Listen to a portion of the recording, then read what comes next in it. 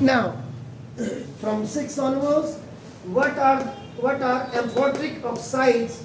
Give two examples of this का मतलब amphoteric oxides के दो examples दीजिए. Amphoteric oxides किसको कहते हैं? फिर क्या याद किया यार आपने? Those oxides that behaves as both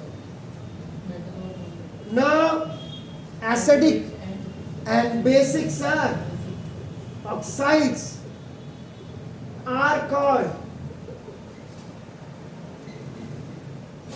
amphoteric oxides. जो आपका एसिडिक और बेसिक ऑक्साइड्स दोनों बिहेव शो करते हैं उनको आपका एम्फोटेरिक ऑक्साइड्स कहते हैं. इनके एग्जांपल्स दे सकते हैं आप जी. बार बार कहते हैं एल्यूमिना Al2O3 जिसको आपका एल्यूमिनियम ऑक्साइड कहते हैं आपका.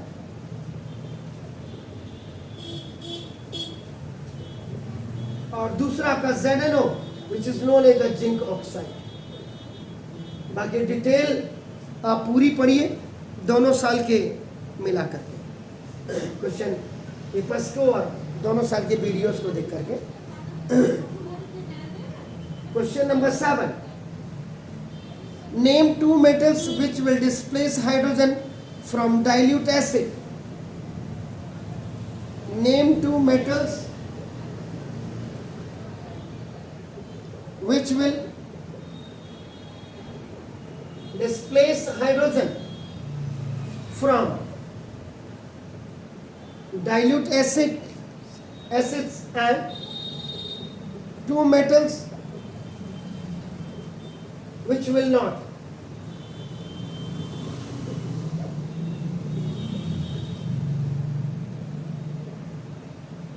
J.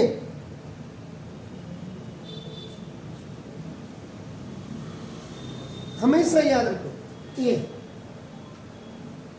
ये मेटल्स देख रहे हैं तो metals are more reactive than hydrogen. आपका देखो ना दिस इज इसीलिए रिएक्टिविटी सीरीज लिखी हुई आपका देखो.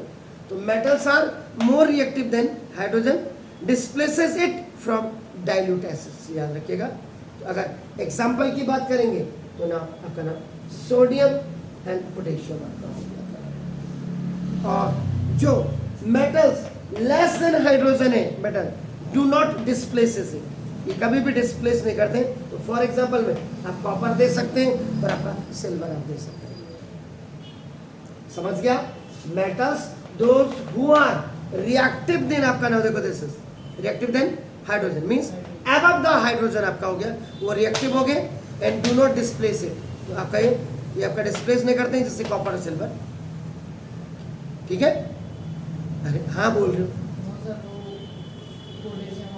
हाँ तो वो ध्यान याद दीजिए ना. मेटल्स जो आपका हाइड्रोजन से ऊपर है ये आपका मोर रिएक्टिव होंगे और ये हाइड्रोजन को डिस्प्लेस करेंगे फ्रॉम डाइल्यूट एसिड्स. और जो हाइड्रोजन से नीचे वही मैं देखना चाह रहा हूँ आपका ध्यान है नहीं.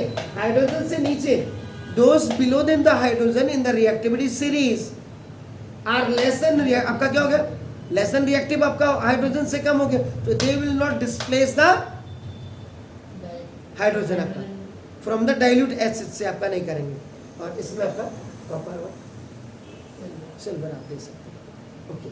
उसके बाद question number 8. In the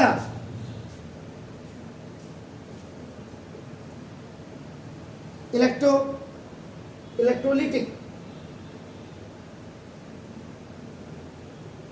refining of a metal M capital M है कोई metal. what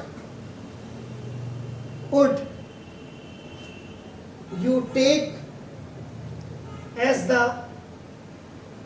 anode, the cathode and the electrolyte. Electrolytic refining में करनी आपने एक मेटल एम की तो व्हाट वुड यू टेक. आप एनोड किसको लेंगे कैथोड किसको लेंगे इलेक्ट्रोलाइट्स किसको लेंगे. ये पूछ रहा था।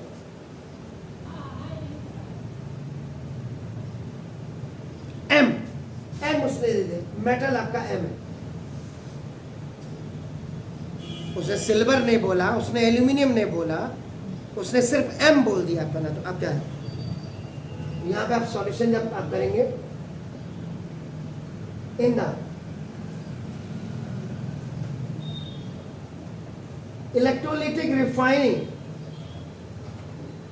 ऑफ कैपिटल, ये जो कैपिटल एम, ये मेटल है, मेटल एम भी आप लिख सकते हैं अपना। एनोड किसको बनाएंगे, ये कोई भी, इसकी जगह में अगर आप कॉपर ले रहे हैं मेटल की जगह में, या आपका आयरन आप ले रहे हैं, उसमें आपका तो प्योर और इम्प्योर की बात आती है, याद रखिएगा आपका नाम। एनोड आपका जो हमेशा आप बनाएंगे वो इम्प्योर मेटल एम को बनाएंगे, इसका जो इम्प्योर मेटल को, याद रखिएगा, ये कुछ भी हो सकता है। और अगर आप कैथोड बनाएंगे तो आपका थिन स्ट्रिप ऑफ, ये आपका बिल्कुल प्योर मेटल, तो मेटल एम का प्योर स्ट्रिप आपको जब लेंगे वो आपका कैथोड बना देंगे आपका।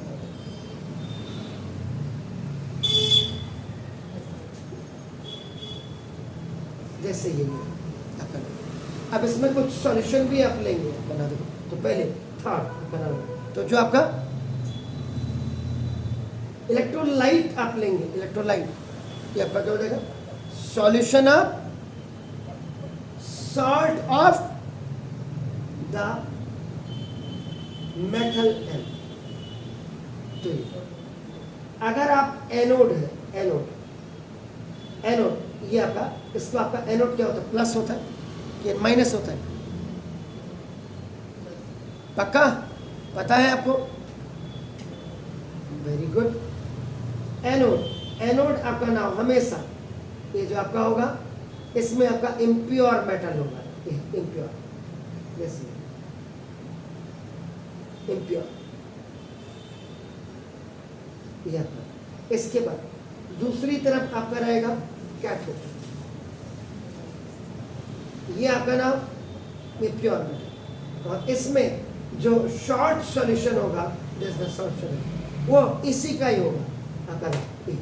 Now this the solution of salt of metal.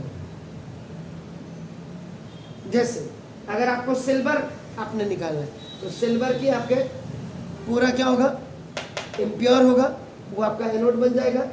इसकी पतली सी स्ट्रिप आपकी जो सिल्वर की लेंगे वो प्योर हो जाएगी, और आपका इसमें जो सॉल्यूशन होगा वो आपका सिल्वर का ही होगा। जैसे सिल्वर नाइट्रेट आपने कर दिया AgNO3, तो जब उसमें केमिकल रिएक्शन होगा तो इसमें से इम्प्योर आपका नाम जो होगा, धीरे धीरे इसमें से जो गर्दा होगा, गैंग होगी, मैट्रिक्स होगी, नीचे डिपॉजिट हो जाएगी, और वो आपका नाम इसके बाहर आपका प्योर मेटल के बाहर वो आपका डिपॉजिट हो जाएगी। ये है सर, डू इट प्लीज।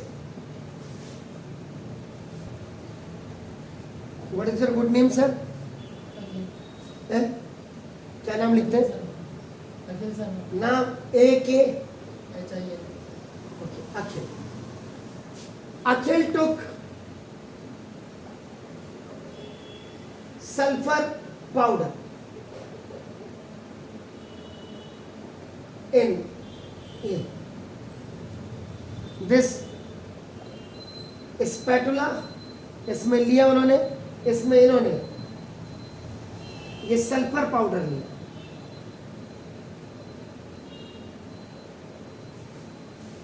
और उसके बाद भाई साहब ने इसको हीट कर दिया बर्नर से।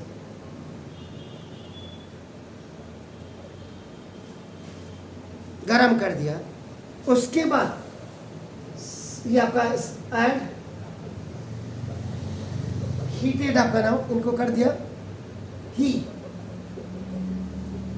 collected the gas evolved by inverting a test tube। Inverting test tube इसमें ले लिया आपका नाम, ओवर इट, इसके ऊपर से जैसे टेस्ट ट्यूब, अब इतना बड़ा तो मैं टेस्ट ट्यूब मोटा कहाँ से लाऊंगा, तो मैंने तो इसमें, मैं तो सिंपल इसकी देखो मैं कहूँगा I have taken a inverted jar ले लिया मैंने, जार। इतनी मोटी कभी टेस्ट ट्यूब नहीं होती है, मैंने इन्वर्टेड, वो ठीक है उन्होंने टेस्ट ट्यूब लिखा, मैंने इन्वर्टेड जार लगा दिया। आज आपका जैसे ये आपका हो गया। अब आपको फर्स्ट अपना ये this what will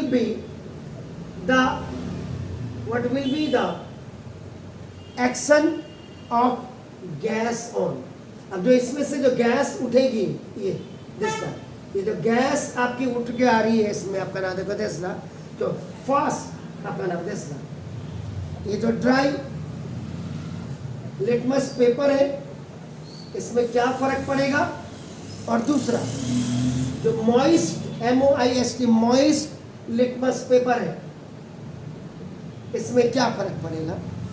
and B part है write a balance chemical equation for the reaction taking place. Ji,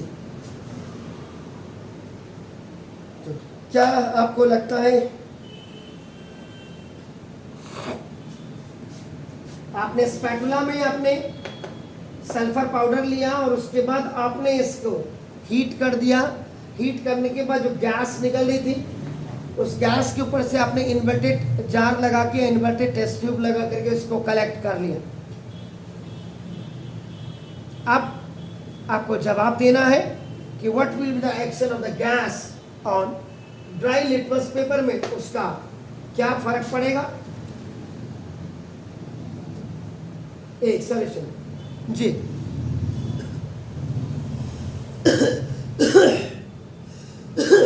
there will B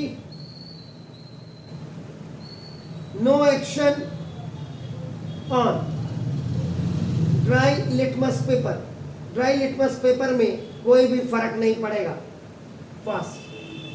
second है ये मॉइस्ट लिटमस पेपर की आपका, you are talking about the moist, जो हल्का सा गीला